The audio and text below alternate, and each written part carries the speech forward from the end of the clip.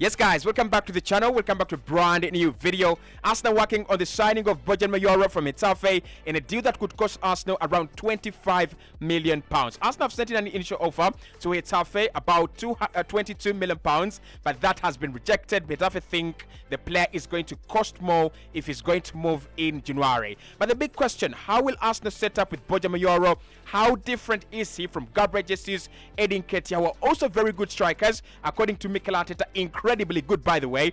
But why do we want to sign Borja Mayoral? He's scored a couple of goals in Spain for Getafe this season. He's only 26 years of age, and that means there could be a future for Borja Mayoral at Arsenal. Hit the like button, subscribe to the channel as well. There are two questions right here. Number one, do you think Arsenal should pay around 30 million for Borja Mayoral? Now, he's one of the strikers that are not really proven, and he's not actually had a very good stint wherever he's been. Roma, Stuttgart, and now Getafe. He's also been at Real Madrid. He's not actually proven anywhere. But do you think Arsenal should just blindly pay 30 million because that is what Getafe are asking for, and we're desperately looking for a striker? And secondly, the big question is, who do you drop for us to play Borja Mayoral in the starting 11? Is it Gabriel Jesus? Is it Martinelli? Is it Saka? Because Jesus can cover for Saka and Jesus can cover for Martinelli. So who is the better player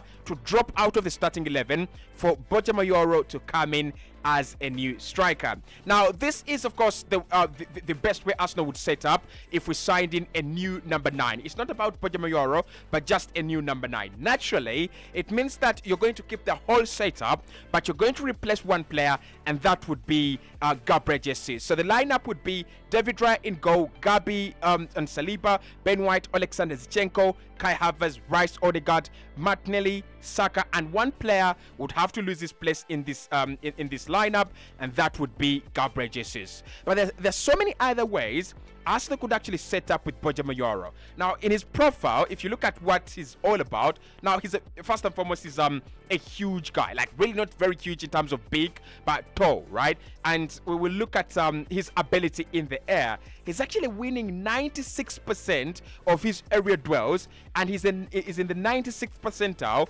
of strikers across Europe in winning headers. So that is one thing we've talked about before. If Arsenal are going to sign a striker, we need someone different. We need someone who can give us something different, something we don't have at the moment. And maybe that is what Borja brings to Arsenal. The ability to head the ball, the ability to score aerial balls, the ability for us to capitalize on set pieces, to capitalize on dead ball situations. So we have the likes of Saka, we have the likes of Martin Odegaard, very good at delivery.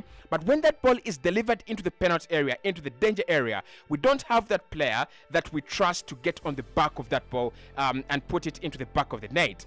Maybe that is about to change because Borja Mayoral is one of the players that are really winning area duels for their teams in Europe right now. So the first way Arsenal will line up is that 4-3-3 by dropping Gabriel Jesus. But we know Mikel Arteta is not ready to drop Gabriel Jesus. And of course, with Gabriel Jesus out of the starting 11, there is a lot Arsenal could be losing. There is a lot Arsenal do not get, right? First and foremost, in this system with Gabriel Jesus up top, it means that you have a hard worker, you have a player who actually, presses so hard on the front foot, and it's one of the players that is one of the reasons why Arsenal win the ball back quickly in the opponent's half, because he works hard and he's got that ability on the ball. He's got that ability to take on players, and actually beat them. So if you actually swap out Gabriel Jesus just like that and bring in Borja Mayoral, yes, there is something there.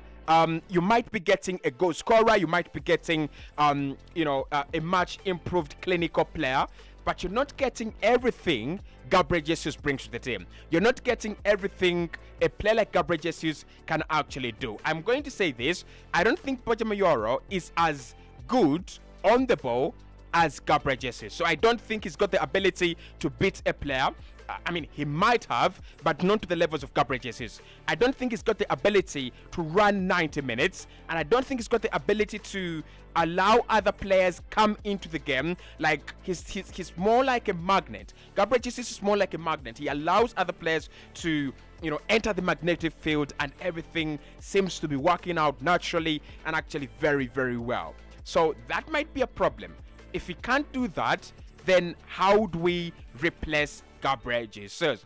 But in this kind of system, there is an advantage, and Mikel Arteta would be thinking, this is the reason why I want such a striker, such a player.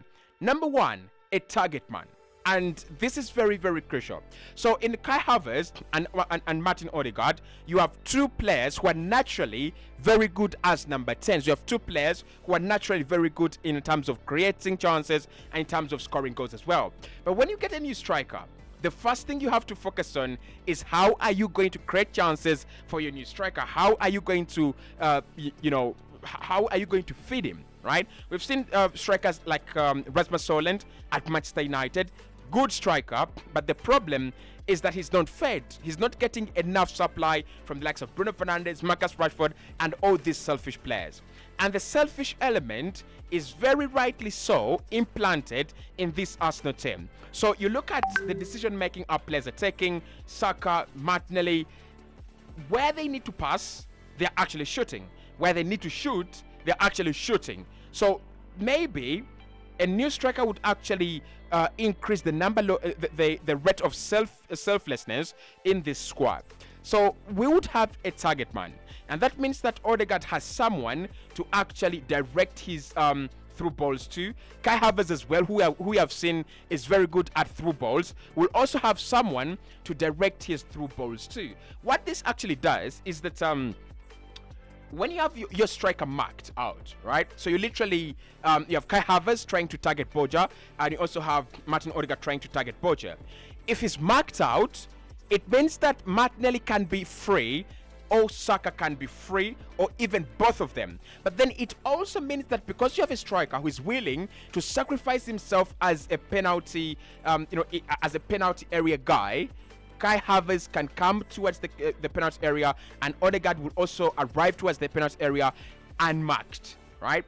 It doesn't really mean that he will actually be a magnet, but it means that we have that one player that clubs will be focused on, that one player that clubs will be paying their attention to, and having a player like him might actually not only increase the number of goals Arsenal score through a number 9, but it might increase the number of goals we score through our other outlets, right? So if take an example, Ollie Watkins. Watkins is kind of a mediocre but deadly striker. Does that count? Mediocre but deadly. I mean, you understand what I'm talking about. He's not the top levels, but you don't leave him alone. You just don't leave him alone. So with Ollie Watkins, you can see the number of goals the players around him are actually getting. It's not even about him, his bowling ability, because he's a bowler. He's a bowling ability. He has got the bowling ability. But one thing you have is when teams focus on him, Moussa Diaby can score, Zaniolo can score, Joe McGinn can score, Jacob Ramsey can score, Douglas Luiz can score, and a couple of other players. And that is actually helping Aston Villa to pick up a couple of points and score a couple of goals that they wouldn't actually if they had a striker who isn't ready to sacrifice himself to be outmarked and overmarked in a game. So that is the first way we could actually benefit.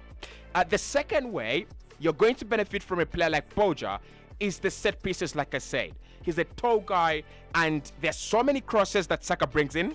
There's so many crosses that Martinelli brings in, and there's so many crosses that players like Ben White will be bringing in, and the likes of Oleksandr Zinchenko as well. We might as well have a solution to all the chances that are going begging within the squad. So you have, if you have a striker who is winning 96% of his aerial duels, and is in the 96th percentile of strikers winning headers, that is good. That is absolutely very, very good. So that's the first way Arsenal could actually line up with Borja Mayoral. Let me know if you're okay with him coming in and Gabriel Jesus dropping to the pitch. The second way, which is I actually really do like, is him being a lone striker. Now, we do not have a player who's got the ability to play as a lone striker. And when I say a lone striker, this is what I mean. In a 4-2, so you have Declan Rice and Kai Havertz dropping deep right there. Zinchenko coming back and Benjamin White coming back as well. So you have this double pivot of Kai Havertz and Declan Rice, and then Odegaard becomes your typical number 10 as Saka and Gabriel Martinelli, of course, are playing out wide. So you're playing a 4-5-1, right? So it would look something like that. A 4-5-1, a lone striker. Now Arsenal are always in possession, and at times we don't need to play lone striker. We don't need to have a lone striker in our setting. But there are games where we need to have a lone striker. Example number 1, when we played at the Anfield this season, we needed a lone striker. We needed a player who could stay really advanced, and when we play that ball up forward, when we pump that ball forward, he's able to receive it, guard it well, and wait for the likes of Odegaard, Saka, and Martinelli to either make runs past him or even just play the ball into them, right? Just to provide that kind of support, just to wait for that kind of support. That could be Borja Mayoral, right? That is what he provides. That is what he does, and that is what strikers do.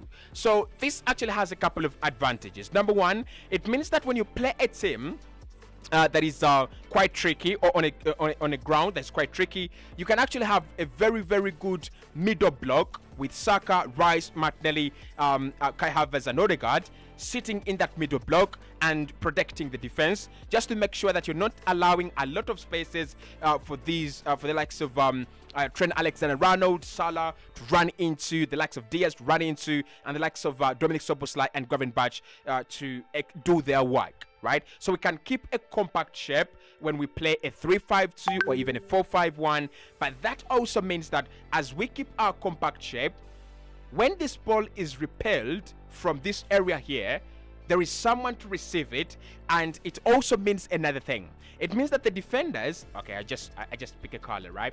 So it means that the two defenders of the opponent, or one of the defenders actually of the opponent, is already preoccupied by our striker. So it means that you don't have 10 players pressing against you. At least you have one player that is taken out of the picture, or even 2 players that will be concerned with your lone striker. He's got a little bit of pace, right? So in such a system, he would actually work out very well. He's got that ability to pick up the ball in the middle area and kind of splint and kind of run. Is it splint? Is it sprint?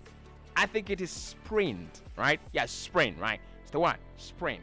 So he's got that ability as well, and therefore, however much Arsenal fans don't know much about him, they would benefit in that way. So I think Mikel Arteta, in games where you're looking to protect a lead, you might want to stay compact. In games where you don't want to concede early, you might stay compact and you might play your lone striker up top.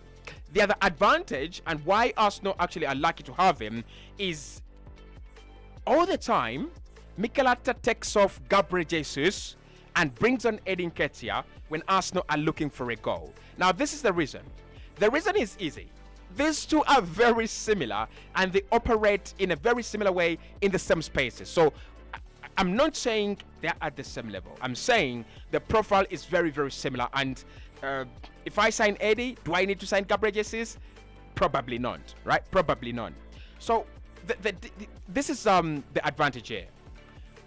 If you have Gabriel Jesus already on the pitch, around there, you can bring on Borja Mayoral as well, and you can take off a player like Kai Havertz. Why? Because Gabriel Jesus himself is creativity, right? He's got the ability to create chances for Borja, but then he's also a striker. And at times we forget that because he doesn't score goals and it's not that clinical, and he massively underscores his XGs. But when he was born, and the education he received it as a number 9. Whether it was crooked information and crooked education, he is still a number 9, and Arsenal signed him as a striker.